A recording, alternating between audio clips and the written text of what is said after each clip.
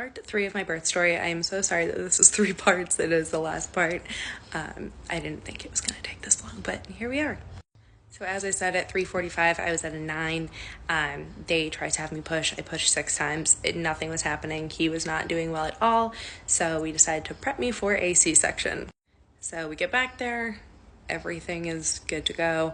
The procedure felt like it took 2 seconds. All of a sudden we heard him scream and he was out into the world.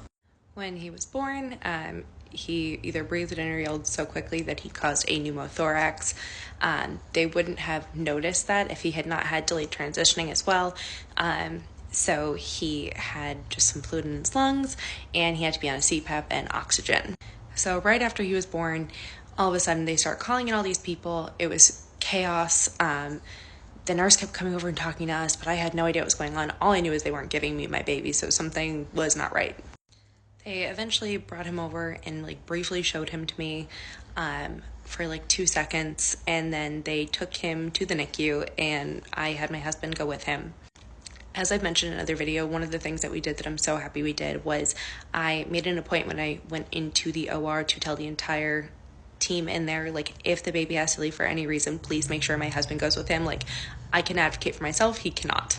So my husband went with him to the NICU, and I, stayed and got all put back together. I told the anesthesiologist, he was so sweet. He was my stand-in husband. He just hung out with me and talked to me. He was like, how are you feeling? I was like, not great, really nauseous. And he was like, well, yeah, all your organs are outside of your body. So as they start to shift back into place, you'll feel better. Also, because I had already started pushing, they had to vacuum him back up, which was weird. He was also born with low blood sugar. I didn't have diabetes or anything like that, gestational diabetes, so I guess it just kind of happened. And because of that, he had to be on all these machines for the first couple days. He was on oxygen for about 6 hours and a CPAP, and I was on morphine and Pitocin. So he was born at 4:43.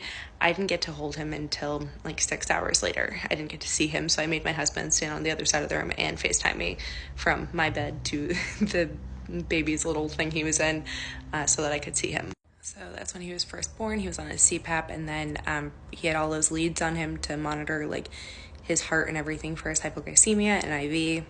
So he was hooked up to all that until Saturday. And we had to feed him every 3 hours and take his blood pressure and prick his heel and take his blood, and it was crazy.